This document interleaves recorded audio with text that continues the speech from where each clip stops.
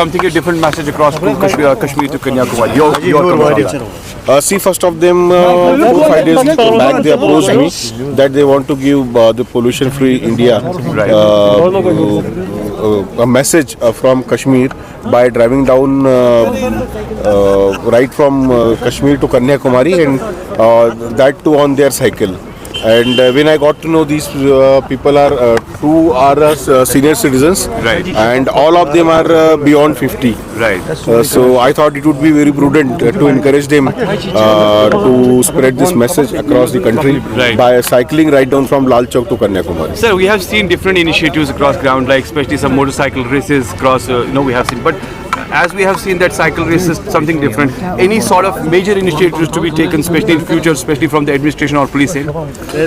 See, right now I cannot say that we are going to take such an initiative, but yes, if the citizens are taking by their own such initiative, we are sure, and we are right here to just motivate them and encourage them, just like what I did today. So many students and so many youth are connected with drugs as well. We have seen the menaces all around. So your message, because the fitness is a part.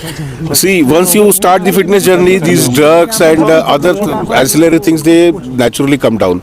So that's but natural that if you will start working out or doing something physical activity, and your other activities related to drugs and other things, those are bound to come down. So my message would be, please take lesson and please take motivation from these people who are cycling down to the Kanyakumari, that they are giving priority to their fitness, and if they cycle down till Kanyakumari, I am sure that they are going to lose certain calories.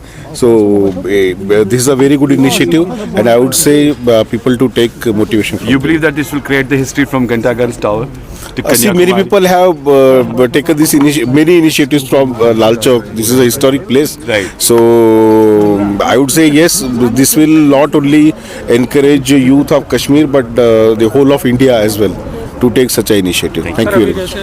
Sir ji, ये हमारा event जो लाल चौक से शुरू हो रहा है, ये कश्मीर से कन्याकुमारी तक का 4048 किलोमीटर का हमारा सफ़र है, और पोल्यूशन फ्री भारत, ये नारा हम सब नागरिकों को देना चाहते हैं। हम साइकिल चलाते हैं और प्रदूषण भी कम करते हैं।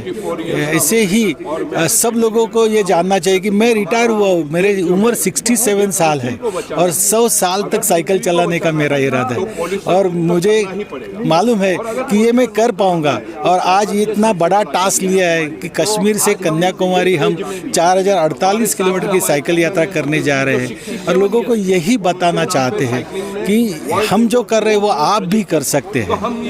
खासकर यंगस्टर के लिए क्या कुछ मैसेज रहेगी आपके? दोस्तों, हमारे जो यंग जनरेशन है उनके लिए यही कहना है मेरा कि मोबाइल से आप नेचर में आ जाओ। आपको नेचर देखना है तो साइकिल पर आ जाओ, और साइकिल से हम जब नेचर देखते हैं ना, तो नेचर में घुल मिल जाते हैं, और उसी वजह से हम बहुत कुछ सीखते हैं कि सबसे बड़ा हमारा जो गुरु है ना, वो नेचर है, और वही हमें बहुत कुछ सिखाता है। लोगों से मिलना, लोगों से जुड़ना, और अलग अलग टेरियन। अभी यहाँ जो 5 डिग्री 6 डिग्री टेम्परेचर, हम समुद्र के किनारे रहते हैं, लेकिन यहाँ भी सस्टेन हो रहे हैं। तो ये नेचर से जब जुड़ जाते हैं ना, तो सब कुछ आसान लग जाता है, और इसीलिए हम कहते हैं कि घूमो फिरो और देखो कि कहाँ कैसे कैसे लोग रहते हैं, और यही भारत की एकता की पहचान है। जम्मू कश्मीर के मेरे युवा दोस्तों से मेरी ये अपील है। आज मैं 64 इयर्स का हूँ, और मैं दुनिया भर में साइकिल चला के आया हूँ। उसका रीज़न क्या है? उसका रीज़न है, मैं मोबाइल में अपनी ज़िंदगी नहीं डालता। मोबाइल में जितना ज़रूरी है उतना ही ज़िंदगी डालो। बाकी आपके पास जो फिज़िकल एक्टिविटीज़ है, आप ट्रैकिंग करो। आपके पास तो दुनिया का सबसे बड़ा खजाना है स्वास्थ्य का। उसमें आप घूमो, आप फिरो। आपके पूर्वज जैसे शरीर से स्वस्थ थे, 6 फुट के थे, क्यों? कि वो शारीरिक एक्सरसाइज किया करते थे।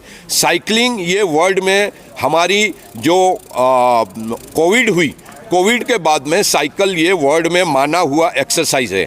आप साइकिल चलाओ, आप पहाड़ों में घूमो, लेकिन मोबाइल में अपनी ज़िंदगी मत डालो। बहुत ही ख़राब है मोबाइल। मोबाइल से आपका स्वास्थ्य भी बिगड़ता है, और आपकी फिज़िकल और मेंटली दोनों नुकसान होता है। मोबाइल का उपयोग जितना पॉजिटिव होवे उतना एक आध घंटे के लिए करो, लेकिन अपनी फिजिकल एक्सरसाइज के लिए आप कम से कम 2 या 3 घंटा दो। कितने प्लेयर्स इसमें पार्टिसिपेट कर रहे हैं? ये आज हमारे साथ में 5 साथी हम हैं। 5 साथी हम यहाँ से जाएंगे जम्मू से जाएंगे पंजाब, हरियाणा, गुजरात, महाराष्ट्र, गोवा, कर्नाटका होके हम स्टैच्यू ऑफ यूनिटी, हम जो रॉक ऑफ मेमोरियल है वहाँ पे जाएंगे और दुनिया को आपके जरिए, डीआईजी साहब आज आ रहे हैं, डीआईजी साहब के हाथ से ये फ्लैग ऑफ हो रहा है, पांडे सर जी, और उनके हाथों से हम आगे जाएंगे और दुनिया को ये मैसेज देते जाएंगे। पंचायत में जाएंगे, वहाँ के जो यूथ सारे हैं उनको इकट्ठा करके कहेंगे कि आप मोबाइल से बचो और फिजिकल एक्सरसाइज में आइए।